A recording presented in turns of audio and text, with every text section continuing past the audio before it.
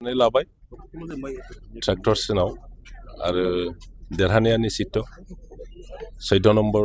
चिरां दुवाराव आरो 10 नं देबरगाव समस्ति मोननैयावबो आं देरहागोन आरो BPFनि दैदेनगिरि जाहा मानाव गेदेर हाग्रामानि जि गाव हारसिङै सासन खालामनाय बेखौ दानि जेनेरेसना सुखुवा बेखायनो गासैबो रायजो राजाफ्रा ज' UPPLनो भट होनो थाखाय आगोलबोदों आरो बे आंनि समस्तियावल' नङा बे समस्तियावथ' देरहाखानाय आरो 40टा समस्तिनि गेजेराव गासिबो समस्तियावनो बिभिन्न जाति गस्तिनि मानसिफ्रा ट्रेक्टराव भट होनो बयबो आगोलबोदों आरो होगासिनो दङ आरो देरहाहोगोन UPPLनि केन्डिडेटफोरखौ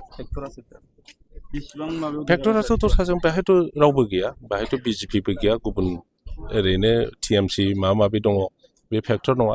जों सानैनि गेजेरावनो BPF आरो UPPLनि गेजेरावनो हाग्रामा आरो आंनि गेजेरावनो दिनैनि बे भट होनाय सानाव माबायदि थासारि जाजानो लुबैयो नोंथाङा गोजोन थासारि मोजाङै बयबो गणतान्त्रिक जि अधिकार बे अधिकारखौ बयबो मोजाङै बाहायनो मोननांगौ बाहाय सेलाय बेलाय नांलाय खमलाय बिदि जानो नाङा जायाखैबो जाहा सोरबा माबा माबि खालामनो नागिरदोंमोन खिन्थु प्रसासन दङ आरो जोंनि UPPLनि जाहा मावथिफ्रा जोबोद गोख्रों बेबायदि जानो होआखै मार्जिनखौ बुंनो हाया खिन्थु जों नुनो मोनदों दा बेवहाय 14 नाम्बाराव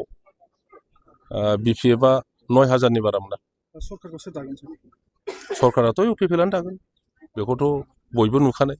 बेखौ बुंबोबाय थानायबो जादों सरकारखौ UPPLआनो दागोन